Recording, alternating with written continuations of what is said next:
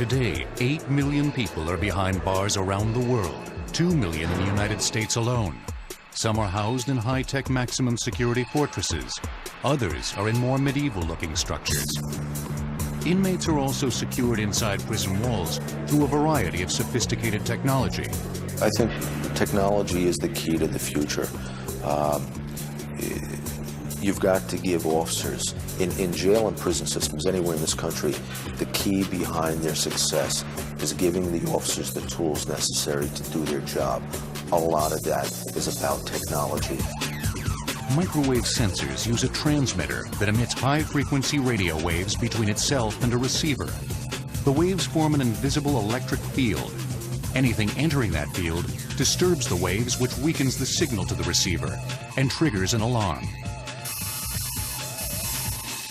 Robots equipped with explosives can blow up walls in prison riots or hostage situations.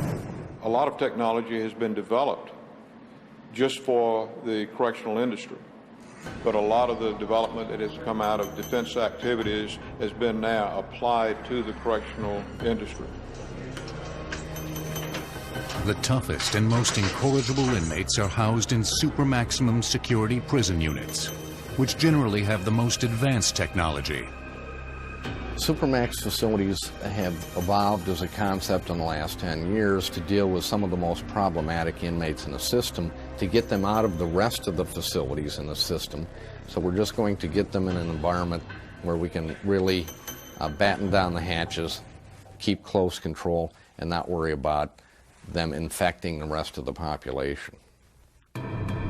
California has the majority of high-security inmates. In 1990, it unveiled a state-of-the-art maximum security housing unit at Pelican Bay State Prison. It became a model for the rest of the country. Its X-shaped security housing unit was a high-tech replica of the nation's earliest prisons, featuring solitary confinement cells. The inmate sits in a windowless cell with a poured concrete sleeping slab and an immobile concrete or steel toilet behind a thick steel-plated door. Corrections officers monitor him from control booths with video cameras and communicate through speakers. Supermax, you typically feed an inmate in their cell. That means designing a food pass in the cell door or off to the side so the officer will come by. The food will be pre-portioned, put in a tray, inserted in the cell, collected after a certain period of time. Today's high-tech Supermax may be a far cry from security measures used at the earliest prisons. But throughout history, society's views on how to treat criminals can be summed up by the barriers built to house them. It's a worthy history to study, and it tells us who we are as a people. You can use a metaphor of the wall and the anti-wall. The people who believe in more confinement, more retribution, in more punishment, as being the people of the wall. And you can think of the people who would like to eliminate walls, would like to open up the spaces, would like to have opportunities for rehabilitations as the anti-wall. For prisons, certainly beginning in the 17th century, you did have a modest wall around them. Later, the walls increased in height and security. In the 1950s and 60s, in the United States at least, the wall became too expensive to build. They began to use cyclone fences and razor wire coils, and later on, electronic devices. What the public expects from prison today is really the sense that the people inside are going to stay inside. They go back to their images from the James Cagney movies, and this real sense that once that door closed behind somebody, it was with a sense of finality. Before the 18th century, prisons were nothing more than holding cells where criminals waited to be tried. They were sentenced to death, mutilated, branded, or banished to another country. For the most part, before the 18th century, the method of punishing felons was corporal punishment, various forms of corporal punishment, capital punishment. Prisoners were held in crude dungeons for short periods of time until their punishment. Some were detained with a garrote, or iron collar that would be locked around their neck to disable or torture them. If tightened, they would strangle to death. Before the 18th century, prison design was almost an afterthought. Various structures that were built for other purposes were adapted for use as holding cells, but had not been designed initially with the intention of making them prisons. The first known system of prisons was a series of dungeons built above the main sewers in Rome between the 3rd and 1st centuries BC. Here, prisoners were confined in large rooms. From the 4th century and until the Renaissance, the Roman Catholic Church contributed greatly to the evolution of the prison. Throughout Europe and in England, church authorities imprisoned both clergy and lay people who violated canon law. They were housed in monasteries and abbeys. If monks committed very serious offenses such as arson or murder, there were underground rooms where the monk would be confined permanently, and religious tracts and food would be lowered to him. I think the most important thing that is drawn from the precedents of the medieval world, and particularly later on Elizabethan England and 18th century England and London, is the whole idea of the notion of the cell. And I think it draws on the monastic tradition particularly, that this is a place where one is isolated, compelled to turn into the self and reflect on the self. This was the beginning of prison design, which centuries later would be referred to as solitary confinement. In theory, it was meant to rehabilitate an inmate through isolation and prayer, instead of physical punishment. Prisoners were confined to their locked cells. Secular prisons began to emerge as early as the 12th century, with the rise of civil governments in Europe and the development of public law. Castles and fortresses always were built with strong rooms on lower levels to store material in case the castle was under siege. Those rooms could be used later, particularly when castles had no military value. They could be used to house prisoners. Ruling monarchs used castles such as the Tower of London or France's Bastille to lock away political rivals. By the 15th century, the breakup of feudalism and the expansion of cities caused much economic and social turmoil. Work was scarce. Many became homeless, turning to begging, stealing, and prostitution. Acts the English government deemed as criminal. To deal with these new lawbreakers, the English built workhouses. The houses of correction were called bridewells because the king had donated a sort of rundown palace called the Bridewell Palace, and that became a workhouse. Street people, vagabonds, prostitutes, and petty thieves were put in there, not in cells, but in rooms. In those rooms, prisoners manufactured various products under strict discipline. Prisoners worked hard, and here the idea of reform came in.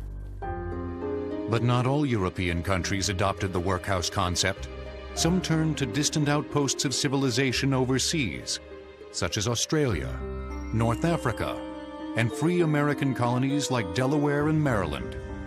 Such penal colonies existed until the mid-1900s. It was a lot cheaper for European governments in the late 18th and early 19th centuries to send miscreants to the colonies. Now, in some cases, they were actual penal colonies that people were sent to, such as Devil's Island. Devil's Island in South America's French Guiana was legendary for its horrendous conditions and brutal physical punishment. It was a humid jungle known for its hard labor, insect-infested cells, and starving prisoners. But even banishment to other countries, workhouses, and traditional prisons could not keep up with England's growing inmate population. Its solution was to incarcerate prisoners on derelict warships and merchant vessels, called hulks. The ships were anchored in waterways throughout Britain. as many as 5,000 convicts were imprisoned at any given time. Conditions aboard the ships were filthy, crowded, and disease-ridden. And by all accounts, those inmates were in even more miserable conditions than were those in local jails. Some hulks were no longer seaworthy. They took on so much water that inmates living in their lower decks drowned. Prisoners wore leg irons and handcuffs. It is thought to be one of the first times a ball and chain was also put to use. The ships ultimately were not workable. Though hulks vanished after the late 1800s, the concept resurfaced recently in a more civilized way. Rikers Island in New York City housed its overflow inmate population on ferries in the 1990s. We still have today 2 of those boats on the island or attached to the island. They hold 162 inmates each, and although they're out of commission right now, within a week's time they could be reactivated as swing space for the agency if we needed them. Back in the mid-1800s, when hulks failed, there was a radical movement to make landlocked prisons more secure. When we return, how architectural styles determined a prisoner's reform or retribution. The United States leads all countries with the most people behind bars, nearly 1/4 of the world's prison population. Prisons will continue in a moment on Modern Marvels. Back in the mid-1800s, a wave of architectural reform swept through prisons. Englishman Jeremy Bentham proposed new designs to make prisons more secure and easily managed. One of the popular designs Bentham instituted was called the Panopticon Plan. And the arrangement of these prisons had to be that the governor could look from the windows of his central house into all the cells that radiated like spokes of a wheel from that center. And the idea was that he could keep an eye not only on the inmates but also on the guards. It didn't work very well. The Panopticon design didn't work because the architecture made it impossible for the governor to see all areas of the institution from his office. In America, a prominent doctor named Benjamin Rush had other ideas about what a prison should look like. He believed prisons should remove not only the dangerous people from society, but also they should try to reform inmates into law-abiding citizens. With that in mind, the Quakers helped establish the first true prison in America called the Walnut Street Jail, a place where inmates would do penance. Hence the term penitentiary was created. It consisted of a series of large rooms, but as the Walnut Street Jail became seriously overcrowded, they planned to build a large prison, now a state prison. This resulted in the construction of Eastern State Penitentiary in Philadelphia, which adopted the Quaker philosophy of punishment by solitary confinement. It later became known as the Pennsylvania system. Eastern was a radical departure in prison architecture. This floor plan shows its radial cell block design.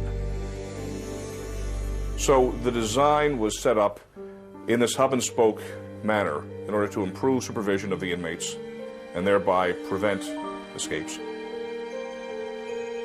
The philosophy behind Eastern was to keep the inmates separate from each other, to prevent them from forming gangs and organizing riots or escapes. When a prisoner first arrived, he was escorted to his cell with a hood over his head, so that he could not see the other prisoners or where he was going, and they in turn could not see him. The prison was designed in the way it was to ensure that the prison could carry out its philosophy of solitary confinement for all of the inmates. By 1820 standards, Eastern was massive, with nearly 11 acres inside its walls. The outside wall was 1/2 mile around and 8 feet thick at the base. Eastern was one of the first prisons to build towers. The front building was 200 feet long, with a square tower turret at each end. It also had a guard tower on the roof of its central rotunda. The cells were quite large. large enough that an inmate would not only have his living space, but also room for a workbench, a loom, machinery, tools, raw materials, whatever he needed in order to do his assigned work, which could be everything from weaving or dyeing cloth, making shoes, caning chairs, things of this nature. It all was done in the individual cell. But the hub and spoke architecture of Eastern Penitentiary had many design flaws. It was expensive to design, build, and operate a prison of this kind because the rooms, the individual cells, had to be so large. And also because having the inmates by themselves, working by themselves, they could not take advantage of the techniques of factory production. So there was less opportunity to make money for the inmates to produce revenue for the institution. A different approach towards prisons was taken in neighboring New York. Authorities there abandoned the solitary confinement approach and built a prison in Auburn, New York in 1825 that housed convicts together. It was called the Auburn or Congregate Silent System. The most well-known and one of the first prisons to create this system was Sing Sing, north of New York City on the Hudson River. The prison became known for the terms up the river and the big house. If you're going to have the men work in congregate, that is, in a group setting, and the reason that was chosen here was because it was productive and cost-effective. Contracts could be let. Inmates could be organized into shops. Those shops would be monitored by supervisors appointed by the contractor. The state was in favor of that because it generated revenues. Those revenues offset the cost of the institution. The state thought also it was preparing men with the skills necessary to serve in the outside world. One of those skills was construction work. In 1825, New York State had the inmates who would be sentenced to live in Sing Sing build the prison from limestone in a nearby quarry. It took them 3 years. This is a work that had a very strange reward. As the cell walls got higher and the cell blocks got more finished, there must have been a sense of completing one's own imprisonment. I think there was some sense of justice in that. Sing Sing's cell block was 476 feet long, 4 tiers high, and had more than 800 cells. Cell blocks consisted of long, multi-tiered double rows of cells that were placed back to back. The cells were so small, many inmates had to walk in sideways. Because the inmates were out of the cells during the day, and they were working in a congregate type of environment, either in one of the shops or in the quarries. And at night, they would go back to their cells, and the idea with cells, you could sleep, and you didn't need to do anything pretty much else besides do that. The cells were 3 feet wide and 7 feet deep. They had no running water and only a bucket for a toilet. For more than 100 years, it was Sing Sing's main cell block. In 1926, when bank robber Willie Sutton served time there, he wrote, "Very little sunlight penetrated the block, and the only ventilation was through the pattern of 1-inch square holes in the doors." This is all that remains of Sing Sing's original cell block today. They realized that they could put more inmates in a given space if they stacked them on top of each other. So they built cells on top of cells. To control the swinging grill doors from a central location at the end of the tier, there's this device at the top of the cells. In later years, a new locking technology appeared, which was less vulnerable to tampering. It let staff open 50 cells at one time by pulling a lever. It was safer and more efficient for prison staff. The advantage was that you could open all the cells at the same time. It was a new thing. You didn't have to individually key lock or key open each cell, which is what you had to do before that. But if an officer had to open a cell individually, he would use a 5-inch long paracentric key. It has grooves which cover over the center of the key. It originated in the early 1900s to open the lever tumbler lock. Some prisons, like Sing Sing, still use it today. The paracentric key was later upgraded to today's oversized style, called a maxi-mogul key. It is used for pin tumbler locks at more modern prisons and is harder for inmates to replicate. Sing Sing was one of the first prisons to require that inmates wear the traditional black and white striped uniform. It was considered a security measure. If somebody escaped, you knew they were an inmate, unless they could find some other clothes to wear. Inmates at Sing Sing were also secured with leg irons that were 5 feet long and weighed 25 pounds each. But despite the restraints, they still managed to find ways to escape from Sing Sing. The most popular was by hopping the fence and catching the train, which ran and still runs through the prison grounds. They were always captured eventually. If recapture was so certain, why in fact did they persist 2 and 3 a week? And the reason was because I think it was an act of resistance, in which when the whistle blew here in the 19th century announcing an inmate had attempted to escape, there was an enormous cheer from the population. All kinds of obscenities would be heard, and the roar lasted for several minutes. And everybody knew that tomorrow they would see him again, but what they really knew was that somebody had stood up to the system. Sing Sing was a model for prisons around the world. It was legendary for its electric chair. The phrase "the last mile" originated here. 600 inmates were electrocuted at Sing Sing, including the most famous, A-bomb spies Julius and Ethel Rosenberg. I'm doing life, 199 years, so no pardon, no parole. And you can't crash over those walls in a million years. The only chance is to get to the courthouse and try it from there. Where do I come in? Sing Sing's intimidating facade made it a favorite location for Hollywood directors in their prison movies. Many of the 19th century prisons were built with a massive Bastille-like cell block design in order to be intimidating, to demonstrate the power of the state, to scare people away, and to show the inmates who went there that they were going into a very intimidating, unpleasant sort of a place. The number of inmates returning to prison after committing new offenses made it clear to authorities that the harshness of incarceration did not deter crime. When we return, how the government imprisoned the nation's toughest inmates. At the time it was constructed in the 1820s, Eastern State Penitentiary was the most expensive building in the United States. Cost $770,000. Prisons will continue on Modern Marvels.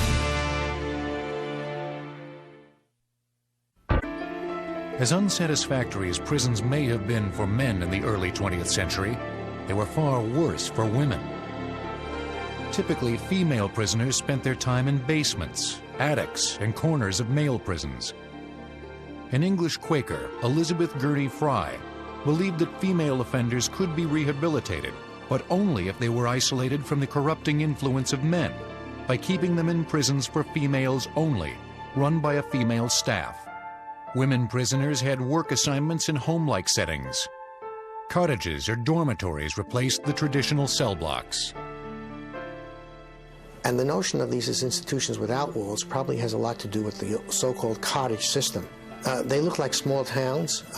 They would have a commons, a large open public space. The cottages would be clustered around each other. There would also be usually a common dining hall. The success of the cottage system led to other women's institutions, which provided religious and vocational guidance. Like the women, black inmates in the South also worked in the early 20th century, but not necessarily to be rehabilitated. Many states leased inmates to work on farms and help build highways, mostly in the South. The convicts got the name chain gangs because their ankles were chained together as they worked. In the 1920s and 30s, the nation experienced a crime wave related to the failure of Prohibition and the rise of gangsters. The public demanded hoodlums like Al Capone and Machine Gun Kelly be locked up in an escape-proof prison. In 1934, the Federal Bureau of Prisons sent these criminals to a newly remodeled former military prison on an island in San Francisco Bay called Alcatraz. They took that prison and made it a very secure prison. The prison, of course, was very expensive to run. It was an old physical plant. Over the years, Alcatraz had its share of prison myths and high-profile residents. One of them was convicted killer Robert Stroud, the notorious Birdman of Alcatraz. Prison staff say he had a Jekyll and Hyde personality and was far from being the gentle scientist portrayed in the movies. They say he didn't even like birds. He only raised them as a way of hiding various weapons. Alcatraz was the answer at the time to an important correctional solution. Authorities recognized that it was a small number of inmates, less than 1% of the entire prison population, that posed such serious management problems that whole prisons had to be devoted to controlling them. The result was to create the nation's first super maximum security prison and lock up all the worst criminals there without an attempt at rehabilitation. They retrofitted it, put in new tamper-resistant bars, took out the old-fashioned strap-iron bars, put in new locking devices, made it a much more secure facility than it had been before. But still, that did not prevent escapes. During its 30 years of operation, Alcatraz saw more than a dozen escapes. None were considered successful. Many were attributed to the prison's deteriorating conditions. Obviously, if you're in the middle of a bay and salt water and you're a concrete facility, you're going to have some deterioration. But that was the technology that was available at the time that was built. It was so costly to repair Alcatraz that the government closed the prison in 1963. But its closure led quickly to the creation of more and greater super maximum security prisons. So although it was picturesque and it captured everybody's imagination, it was abandoned, and they began to build from the ground up a high-security prison in Marion, Illinois. The federal penitentiary in Marion was a structure designed in the telephone pole style of architecture. This called for its cell blocks, workshops, recreational facilities, chapels, and dining areas to extend from each side of a long central corridor. Unlike Alcatraz, rehabilitation of inmates was reestablished as a goal of imprisonment. But its philosophy was short-lived. Marion had tremendous gang problems and had tremendous violence problems within the facility. The violence escalated in Marion as well as many prisons across the country. In the late 1960s, the political culture of civil disobedience and non-negotiable demands led to more than 100 prison outbreaks in 1969 and 1970 alone. The most famous riot occurred in 1971 at Attica State Prison in western New York.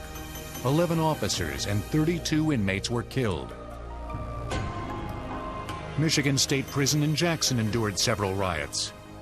A series of assaults and deaths on staff and inmates occurred at Marion.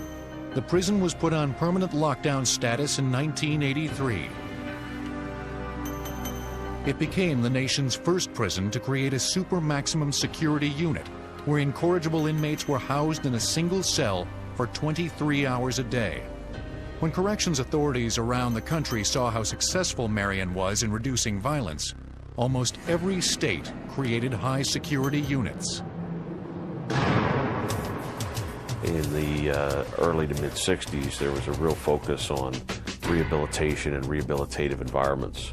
More recently, we've moved more towards a approach to warehousing and building harder and harder facilities.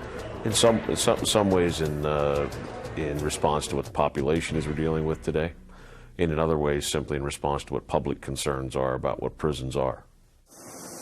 The warehouse-like structures of supermax units today have high-tech features and modern cell designs, as well as more correctional officers. So this typically involves smaller housing units rather than larger ones. Let's say you take someone because they have a visit with their attorney or family. There would be 2 officers to accompany that inmate. And they have a walkway above the regular corridor that looks down. It's a grate.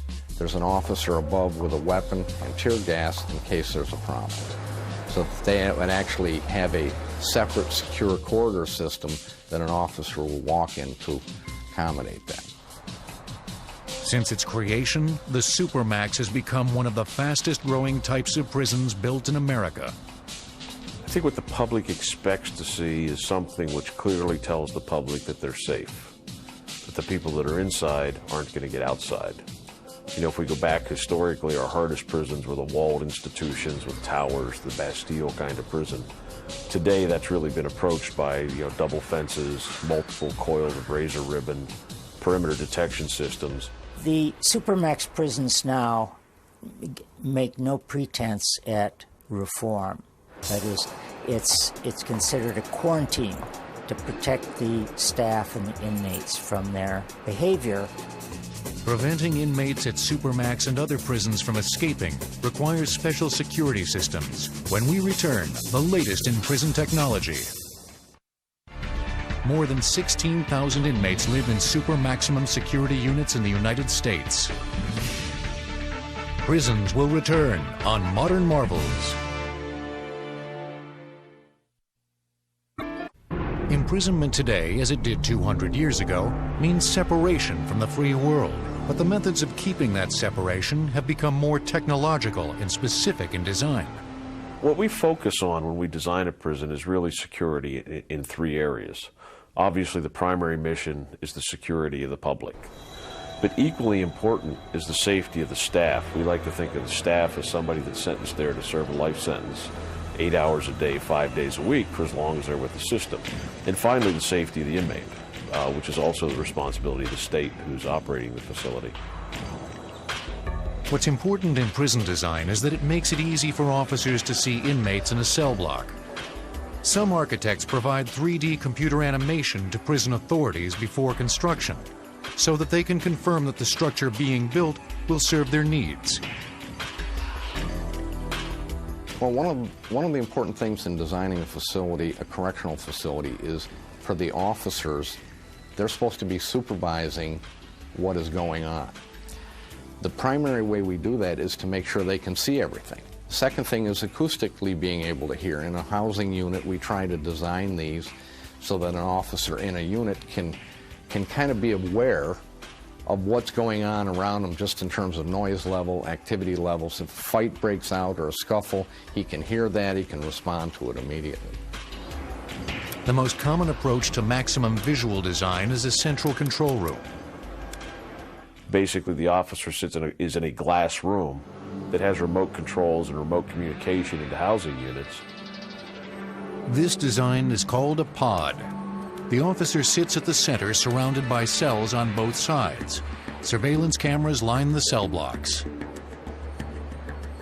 As a result of the riots that were taking place across the country in the 70s, there were changes in the designing for what is the most useful number of inmates to have in any housing area, and what is the best way to arrange the configuration. And around the country, you'll see the podular units. The design and construction of cells have also changed. Some jails, like Rikers Island in New York City, use cells that are prefabricated in a factory in Pennsylvania. They are made of concrete and steel and are delivered by truck in units which consist of 2 cells joined by a plumbing and electrical closet. The cell units are hoisted by crane into a prepared steel structure, which is the framework of the jail. The precast construction also serves as a safety feature by making it almost impossible for an inmate to break off any part of the cell to fashion a weapon. Next to the cell is a safety feature that provides security for prison staff, should the cell have a maintenance problem. In the past, if we had a plumbing problem in a cell or a flood, we had to shut down a string of cells. This advantage allows us to work directly with that individual cell for plumbing and electrical problems without closing off cells or removing inmates out of the adjacent cells while we do repairs. Outside, today's penitentiaries are now surrounded by a new, more lethal generation of the old barbed wire, razor ribbon wire. Usually it is surrounded by a new version of a perimeter fence that is now electronically upgraded with taut wire. The wire is double braided with a breaking strength of 950 pounds. It is attached to steel posts, anchored into the ground. It is connected to a device called a tensioner, which keeps the wires tight to 65 pounds of force. If the wires are cut or tampered with, the sensors set off an alarm. If an inmate attempts to escape, alarms will pick up a signal that goes to a central control room, which dispatches an officer. But with the advent of technology, we were able to install electronic sensors around the perimeter fence, so that now we can take the officers out of the guard towers, use their talents in other ways. Facilities such as the Arizona State Prison in Lewis also use buried sensor cables which transmit electromagnetic energy. If an intruder is in the area, an alarm goes off instantly at the central control station. Sensors such as the microwave intrusion link can detect intruders from as far away as 1,500 feet. Despite all the high-tech devices at prisons today, inmates with time on their hands do manage to outsmart officers and technology. You know, when I worked in Illinois, we had 3 very dangerous gang members walk right out the front door. They worked in the clothing room, and our process was to give an individual a suit of clothes upon release, and so they made clothes, and they made an extra set, and during a tour, they just joined the tour and walked right out. While officers are always on the lookout for schemes that help inmates break through to the outside, when we return, we'll look at how technology works to control inmates on the inside. A unit of 2 prefabricated cells weighs nearly 26 tons. Each cell costs about $9,500 to build and install. Prisons will continue on Modern Marvels. Breaking into prison is almost as hard as breaking out. In many institutions, biometric devices, technology which uses parts of the body, are now in use. The hand geometry device electronically reads a handprint on a computer. The prison gate will only open for those whose handprints are in its system. Eyes can also be used to identify prison staff or inmates. The iris scan biometric device is a device that actually takes a picture of the iris. It then looks at the patterns of the iris and correlates those patterns to a previously recorded pattern of that particular individual. If the correlation is a positive or a match, then it authorizes the event to take place, which is typically maybe opening a door. Eyes are also part of the technology inside prisons. Correctional officers now have a way to distract inmates during a riot with a device called the Laser Dazzler. It's a bright laser light that can temporarily blind an inmate and make him nauseous. And in order to eliminate a cell search, a sophisticated detector can trace fingerprints or small particles from narcotics in a cell just by wiping a surface. But when officers are shut out of a cell block during a riot or hostage situation, they can now tape what's going on inside as it's going on with the help of television technology called a video multiplex. It can show 16 cameras at once throughout the prison. The camera system can be linked to a phone line, so if one screen shows problems at a particular location in the prison, authorities can call into that camera, hear what's going on, and communicate. Officers can also see what's going on in a darkened cell block during a riot with a device called Tiger Vision. It's a night imaging camera that allows them to record what they see without using a light. And to keep inmates under control, the latest in restraints is this Velcro ankle bracelet, which comes with a matching shoulder harness. Today, prisons can control individual cells at a central panel. Not only can correctional officers open and close cell doors by the touch of a computer screen, they can also control the flow of water in an inmate's toilet. So we developed technology that allowed us to control how many times a toilet would flush, when it would become inactive, when we wanted to flush it from a remote location, if we felt an inmate was storing urine and feces in his toilet so that he could show it on a staff member, we could remotely flush that toilet. If an inmate has been involved in flooding the pod, we could control how many times that toilet could be flushed from a central location.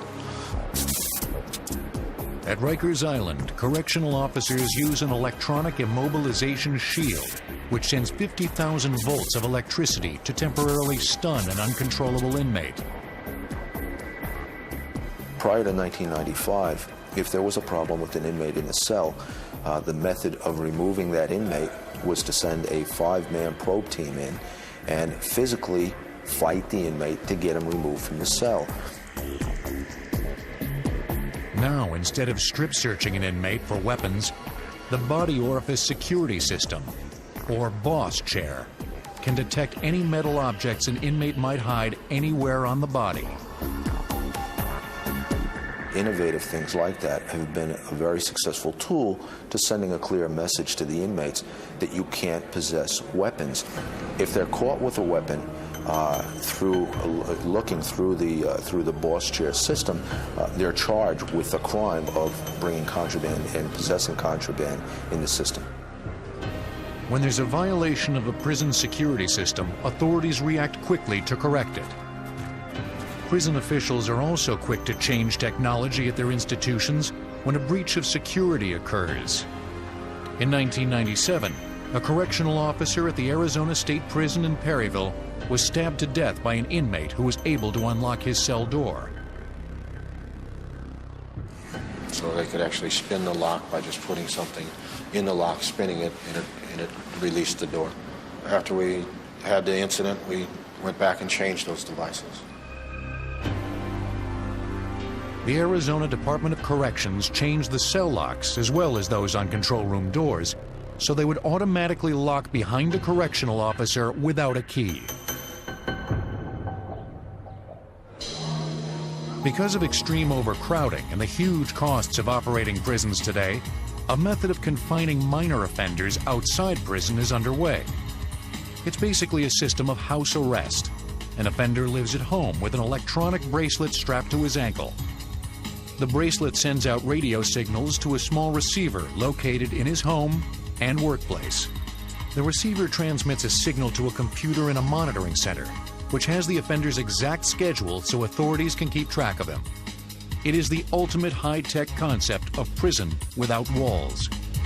The history of correction in the United States can be told in the struggle that goes on and still goes on between the forces of the war and the forces of anti-war. And general common reasoning in our society is that one solution does not fit all. So the wall has its purpose and its value. In the years to come, society will look to a new generation of correctional officers, architecture, and technology to create more positive chapters in prison history. Looking back on the past, hopefully will help prison authorities capture new insights and lessons for controlling